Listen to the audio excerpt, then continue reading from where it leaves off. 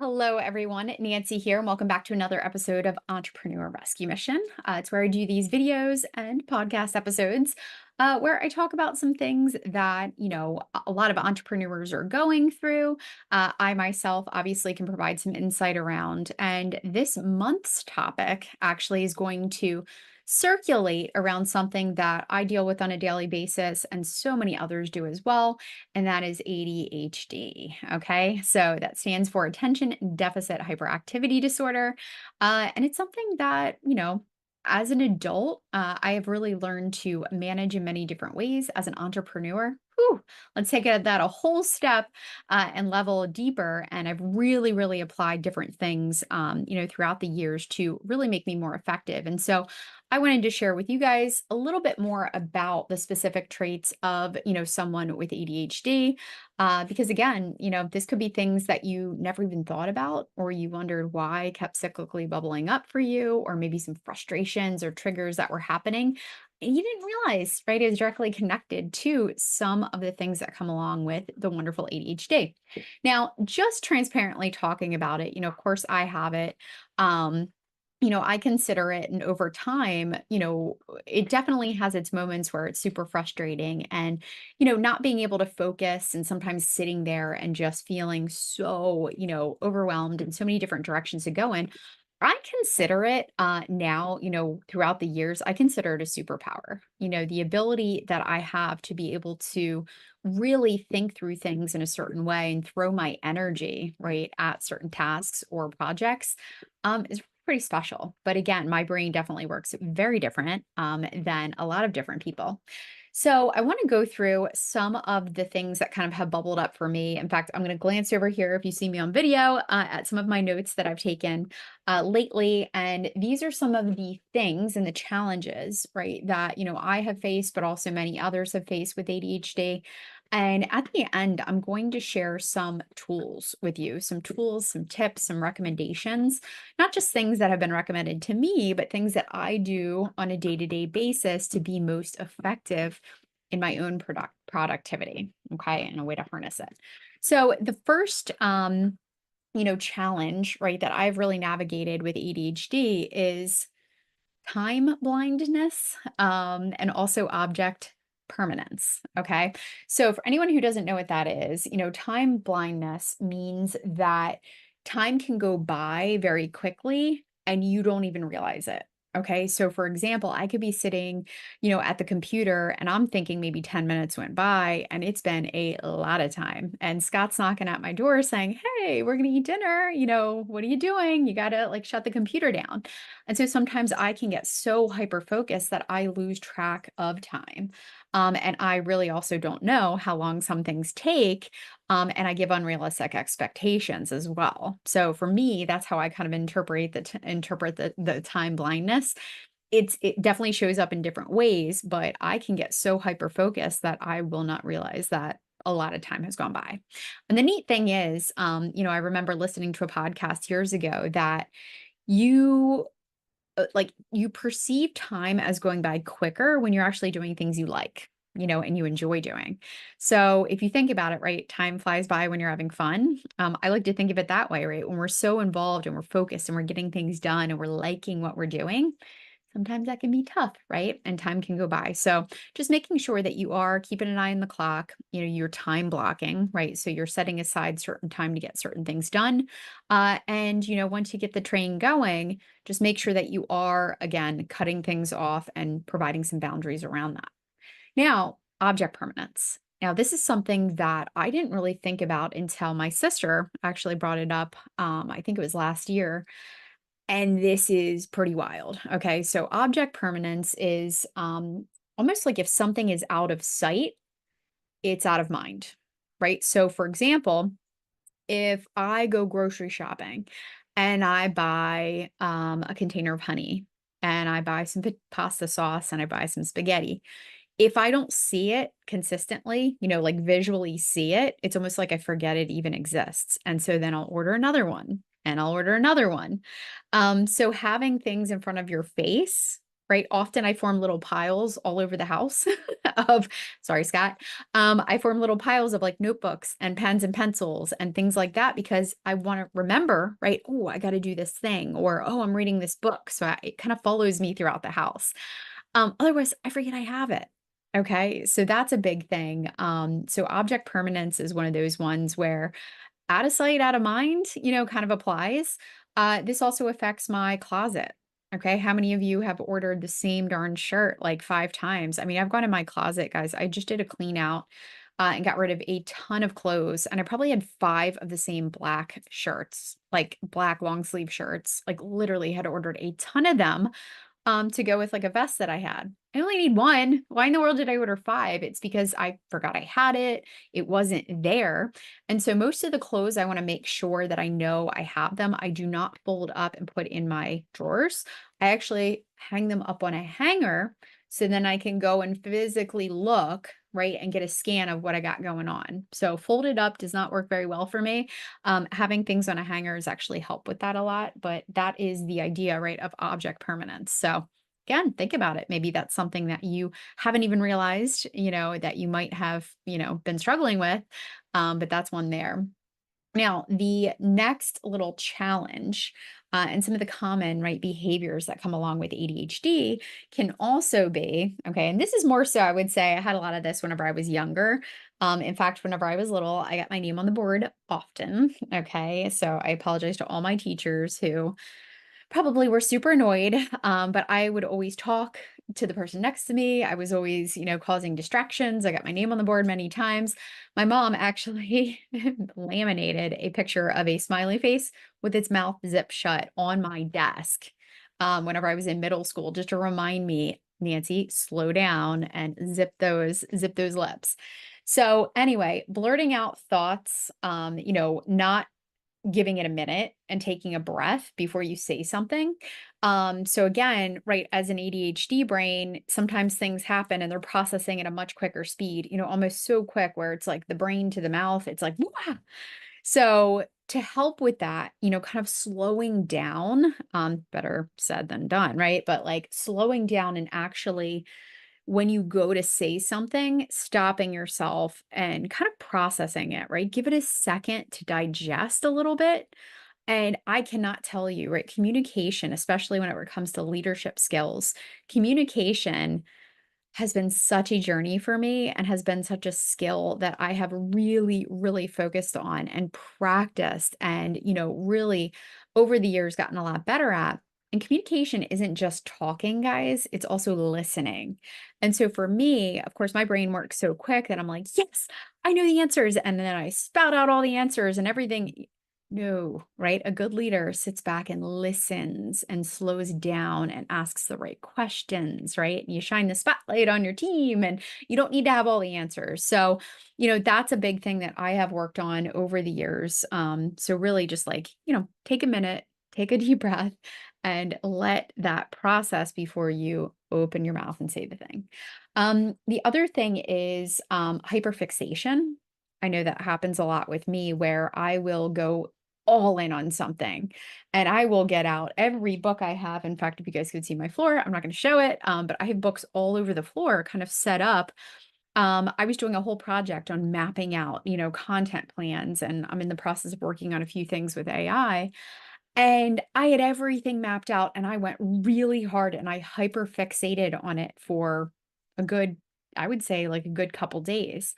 But part of me started to get nervous because I know, right, my cyclical pattern is I will hyper focus on something and if I don't finish the darn project, it's going to be a messy thing right here on the floor, unfinished, and I'm not even going to know whenever I go back to this months later where I left off and it's almost like I didn't do it at all, right?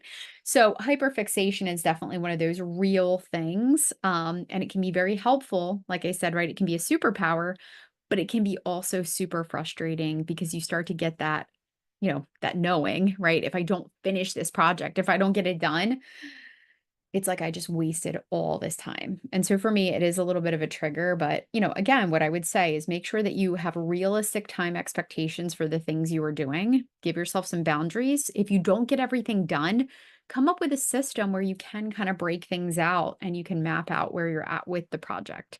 I will recommend some tools in just a few minutes, right? That have really helped with me with that, but really breaking those things down, and making sure that you're mapping them out to come back later, and all those good things are really going to set yourself up for success. Another thing, obviously another challenge is having a lot of different thoughts at the same time.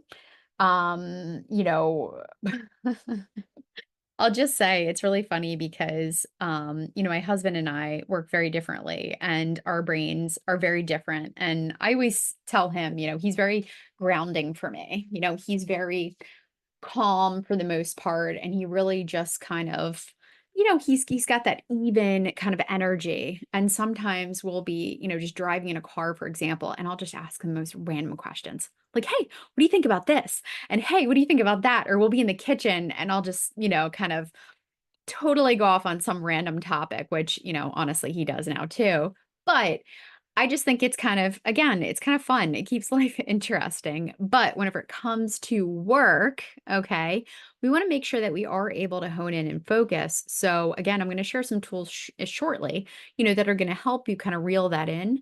But one thing that I just got to throw out there, especially for people who have ADHD, and there is so much potential and possibility for the things that you can get done in a day.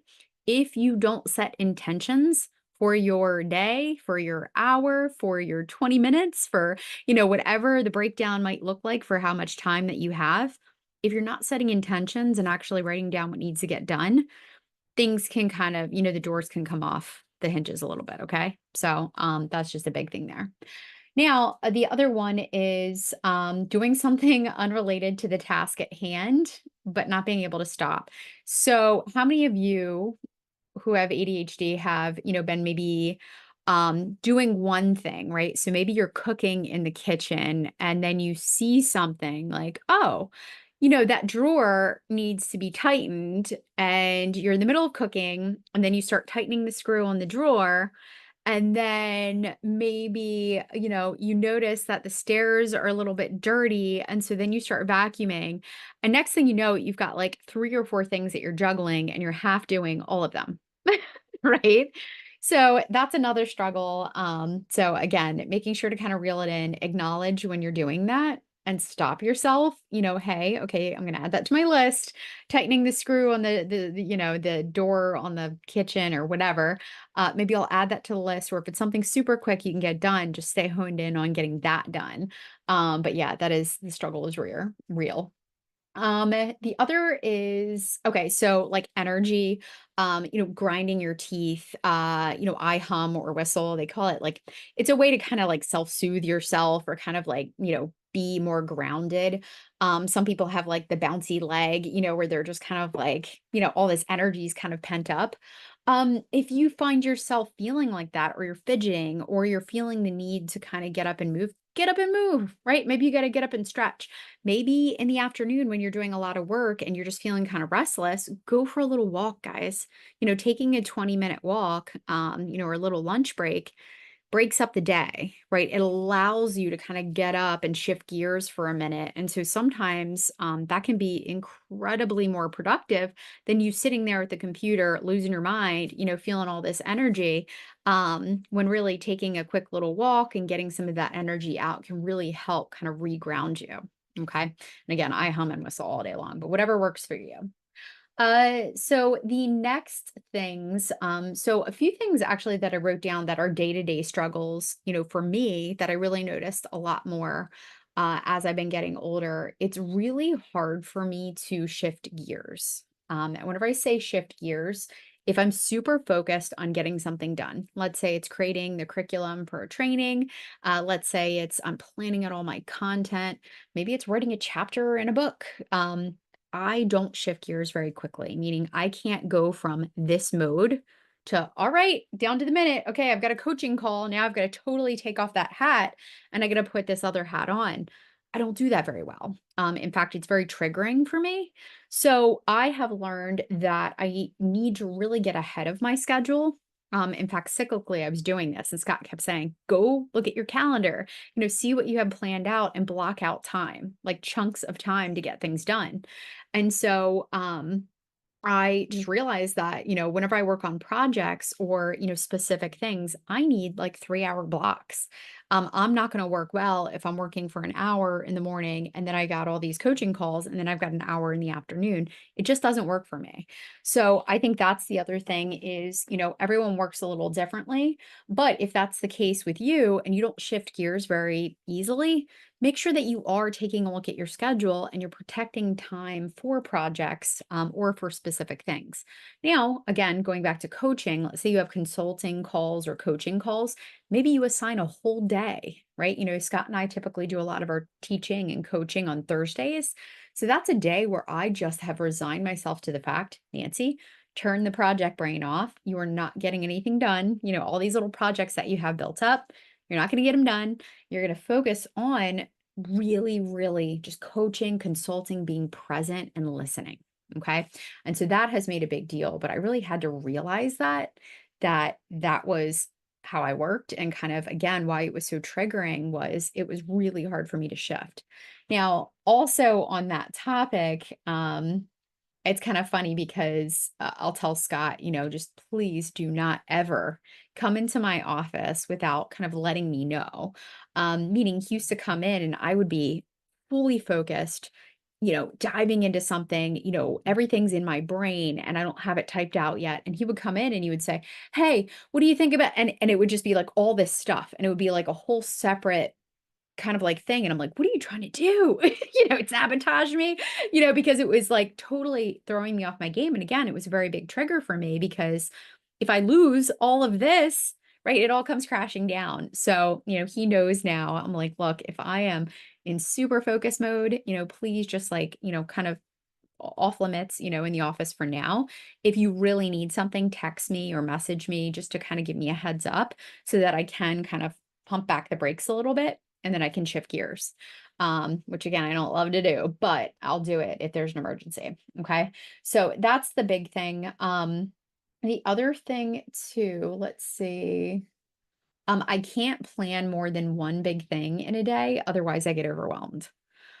Okay. So Scott can literally get on an airplane, fly, get to a place, do a speaking engagement, have a dinner with people, and then get back on a plane and come home and then work the next morning.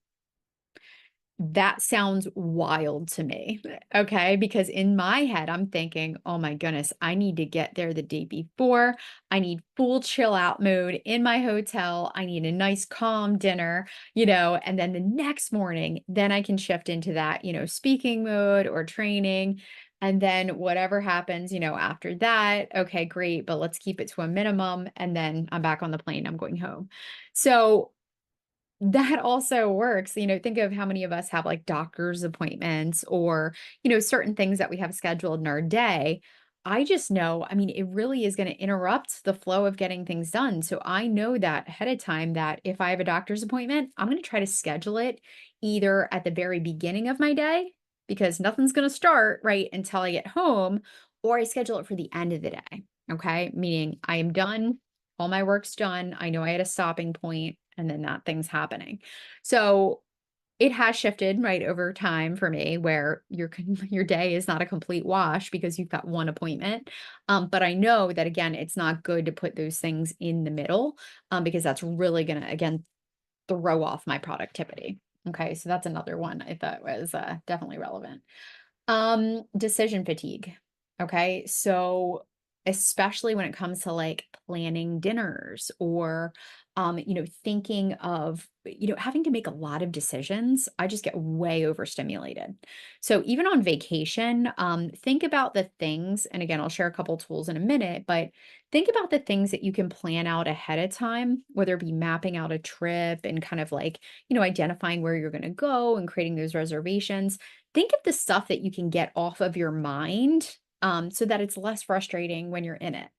Think about, again, I say planning out dinner. It's one of me and Scott's least favorite things to do. I think we just, I have so many food allergies and I have Hashimoto's. So it's a struggle sometimes to eat creatively, with some of the restrictions. But the thing is when I don't plan out the meals for the week or what we're gonna eat, and I mean, obviously Scott does that as well, but if we don't plan all that out, it's like day to day, and that's having to come up with decisions and figure things out on the fly is a trigger for me. So again, what can you take off your mind? What can you plan ahead for so that again, it's much smoother and it's not an issue? Okay. The other one here is, it's funny because I always call myself like an introverted extrovert. But I definitely get overstimulated sometimes in social situations where I don't know a lot of people, or if there's big emotions involved, or people are really like intense. I'm kind of like, "Whoa, okay, like, bring it down a notch," just because it's a lot, right? A lot for my brain to even comprehend. There's a lot going on in there at all times. But definitely that overstimulation, I found that the older that I get, the more I wouldn't say that I don't like to be around lots of people. I do. I really actually, again, that's kind of the extroverted side of things. I love being around people, but if it's long periods of time and it's people I don't know, and I'm kind of like, again, trying to figure out the energy and there's a lot of stimulation, it gets to a point usually where I either need to take a little breather or, I'm going to need to recharge my battery, go home, go to bed, that kind of thing. So that's one thing that I've definitely realized. And again, for many people with ADHD, sometimes that overstimulation. That's also, I will say, one thing that I'm learning more and more that a lot of times an ADHD diagnosis will come with other buddies, we'll say, right? So that could be, OCD, it could be, hyper, I think it's called highly sensitive person. So it's someone who is again easily stimulated by, different things.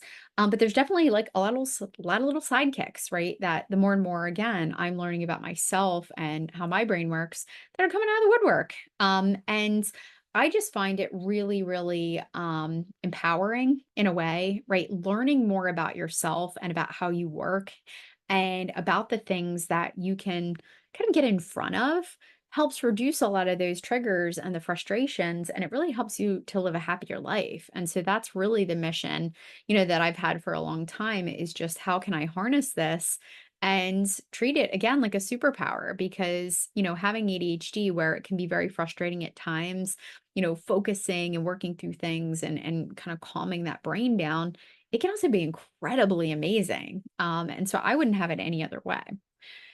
So, the ADHD quirks that I wrote down. So again, hyperfixation is a big one. I know I mentioned this before, but one thing that I noted on here, if I get the idea that I want to do something, it's kind of like moving furniture, right? If I'm all by myself and I'm like, I'm going to move this furniture, I will get it done, right? I'm like, that's it. It's happening right now. So another example of this one day, I decided I thought it would be a really great idea if we built a dog yard right in our backyard. So we have a fenced in yard. However, we have ponds, with our koi, and we have lots of like really cool plants and things like that that we didn't want the dogs to get into and eat or pee on, that kind of thing. So, the other issue was a lot of times the dogs were going outside, and if it was raining or if it was muddy, their paws were getting disgusting. And then they were coming in the house, and it was like, this reoccurring cycle of cleaning off their tooties, every time they came in from the rain. And it just was this never ending, disgusting cycle of just dirty dogs and grossness. So, came up with this idea that we were going to build a dog yard, which would be all pebbles, where again, it would be easy cleanup for poo poo and pee pee. And then we could put a gate, with another fence around it that can open up into a larger area where they could run laps and do all that good stuff. But again, we'd be protecting, the hydrangeas and the, zinnias and all the other plants that we have. I decided I wanted to do it and I was like, it's getting done today. And I just made it my mission and I hyper fixated on it and I hyper focused and I said, this is it. This is all that matters today. And so we ended up getting it done. And it was a big project. We actually put the weed guard down. We put a lot of the bags of pebbles. And whenever I say bags of pebbles, it was like, guys, like 100 bags of pebbles. So we had to take multiple trips to Home Depot. We had to put stakes in the ground. So we had to get, one of those big giant like hammers, to get the stakes in the ground. We put up the, animal fencing around, had to be the right size and safe for dogs. And then, of course, had to get the gate built and everything. And then again, install the other fence. And we did it. Okay. And I was just hell bent, no matter what, we were going to get that thing done. So that hyperfixation can be really, really cool. And, when focusing on that one thing, you can really, really move mountains at certain times. Now let's see. This is funny. I put the note here. So some other quirks, cleaning, jumping from room to room, starting tasks, never fully completing them. Yes, there's a lot of half done things throughout the house. Going to bed isn't easy. So I thought this one was really interesting. I asked my husband because someone had posted it online and it was, when you go to bed at night, I didn't know that everyone wasn't thinking and replaying their day and thinking of 1,000 things. And I asked my husband that. I said, when you go to bed and close your eyes, like, is your brain kind of clear? Like, are you, um, in a state of calm and like, are you ready for bed? And he goes, yeah, like I'm thinking about nothing. I'm like, oh my gosh, I'm like replaying the day. I'm thinking through how things could have been better and what could have I have done and accomplished. And I'm thinking about tomorrow. And I've got all these thoughts, like literally like a computer running through my head at all times. And it's just all these random thoughts and songs and all kinds of stuff playing through my head. And so that's another thing again with ADHD, you kind of like never have that calm. So I have been looking more into, some things that can help with that. One is actually meditation. So that's something that I'm going to learn a little bit more about. Don't have a lot to report because I haven't really gotten into it yet. But I definitely want to learn to be a little bit more present. They say that depression is focusing too much on the past, right? And anxiety is focusing too much on the future. And I think we all have a little case of anxiety at times, right? So, to help with that, again, I really want to back it up a little bit and try to work on being more present, in the moment and not having to kind of recap or think about all these different things. So, that's just another thing. Now, overthinking and confidence, that's another one. I have a little bit of the OCD trait where I want things to be perfect. Whenever I was writing my book, for example, I would look at my chapter one 1,000 times and I would update it every single time I went in there. And I could have just said, you know what? No, I'll look at that later when I do my final review. But I would literally go in and I would fine tune and micro focus right on the chapter one. And that darn chapter one got rewritten probably 1,000 times. But, rereading things, trying to think how others are going to perceive it, wanting it to be perfect, right? That can definitely be something that bubbles up. But guys, one thing that we got to share, in fact, we talked about this morning on our mindset call that we do with our expert authority members. One thing that we shared was we can't listen to the voice inside of us that's always telling us, you're not good enough or it's not good enough. And, that thing that holds us back and says, you shouldn't be doing this or who are you?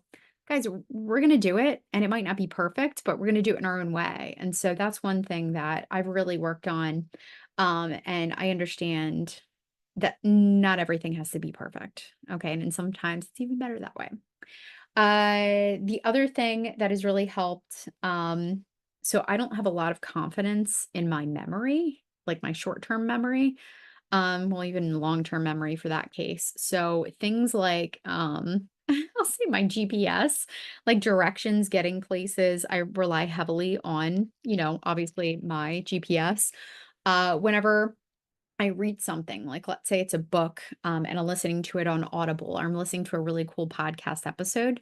One thing that I do is I actually have a notes, the notes app on my phone, and I'll do talk to text and I'll take notes for things that really stood out to me. So I have a naming convention where if it's something that I save or I want to talk about in my content later, I'll actually put the word content, colon, and then the topic.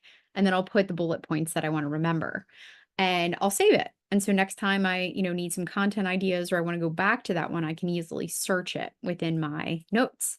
If it's a book, right, and I want to go through each chapter and I want to note the biggest things, other than highlighting, if I'm listening to it on Audible, it'll say book and then it'll be colon and then the title of the book and then I'll kind of break it down from chapters in there so I can go back.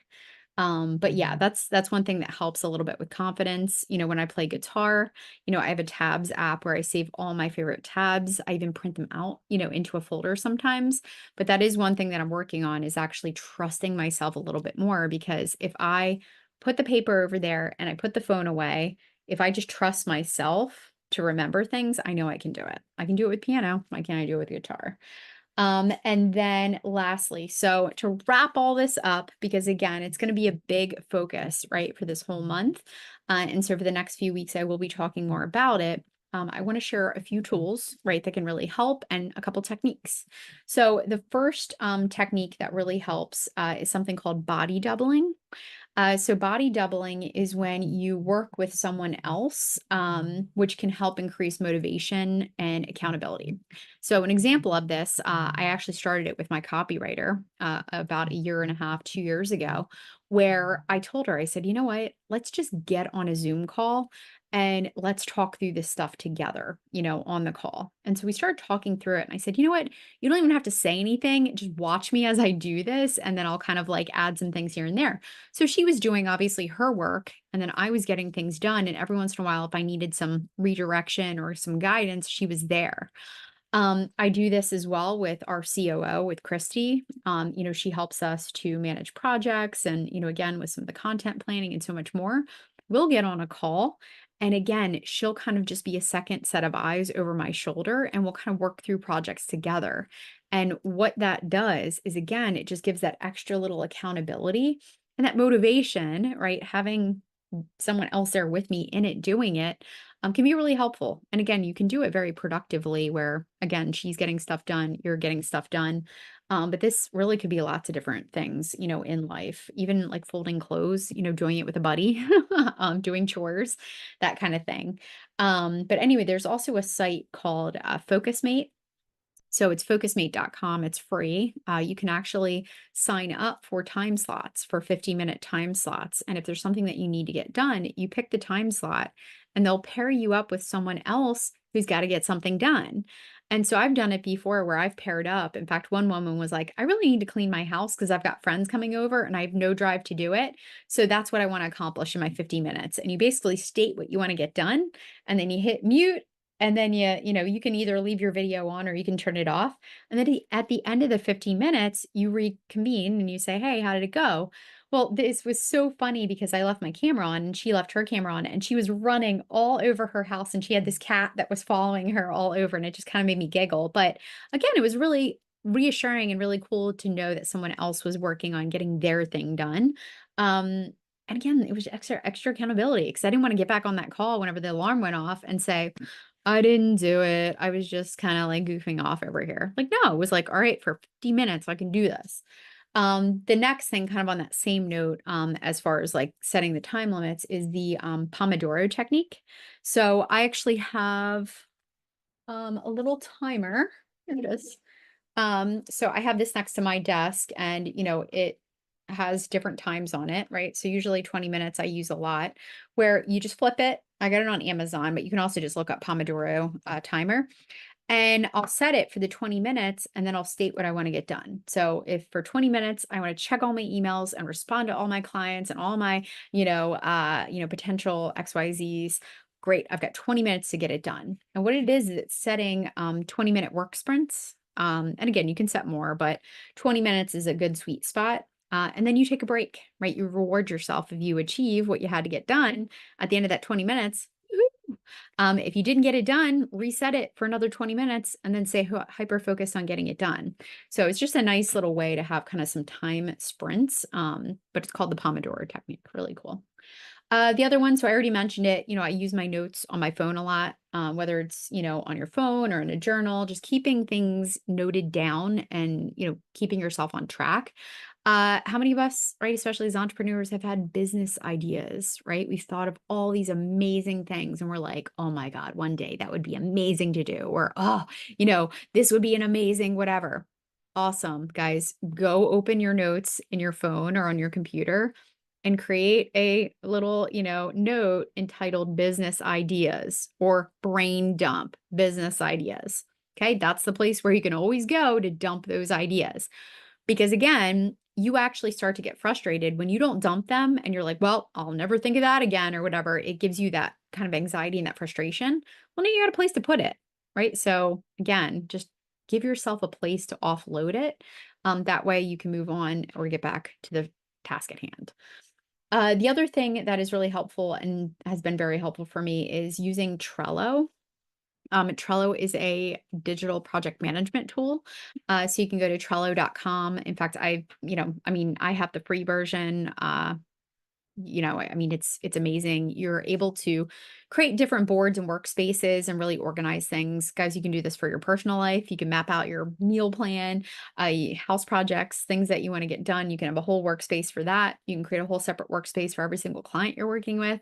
You can create workspaces for your entire business and you can build things out just so you can see it at a high level view. But being able to map out your projects and keep things organized can be an absolute game changer. So, highly recommend using Trello.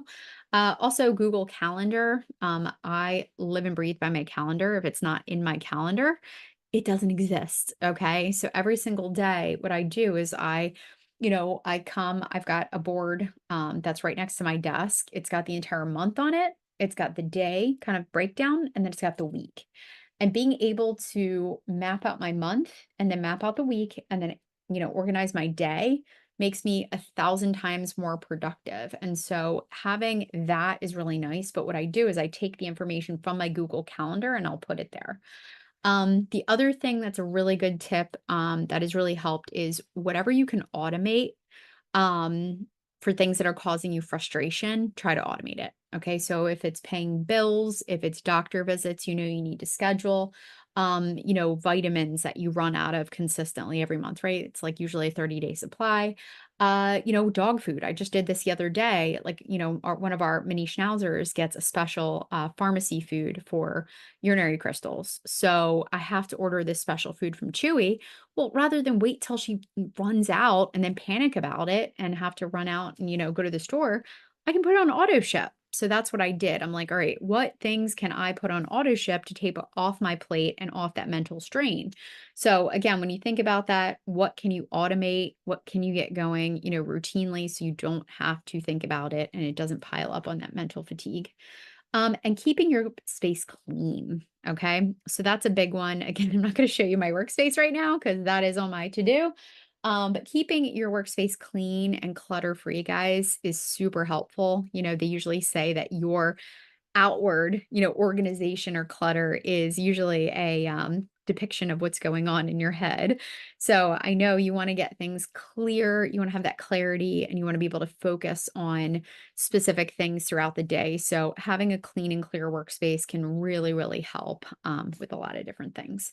So hopefully that, helped a couple of you or a few of you or whatever, people who might already have ADHD, or maybe you have people who have ADHD in your life and, maybe you want to get to understand them a little bit better. But, knowing our traits, knowing the characteristics, knowing the challenges, right? Certain things can be more difficult, can really make a world of difference. And knowing how to most effectively handle things, from your perspective and for your particular needs can be a complete game changer. And I just know over the years, I've done so many things and not even realized it that have really helped me create the frameworks and the routines and the things that have really helped me harness and make me feel, that my ADHD is actually a superpower. So hopefully this episode helped many of you. And if you guys have any thoughts, recommendations, or maybe even some realizations yourself that you want to share, definitely share that. And hope you guys have a wonderful rest of your day and check out, right? I'm going to be definitely doing some more episodes about ADHD. So excited to have this conversation for this month.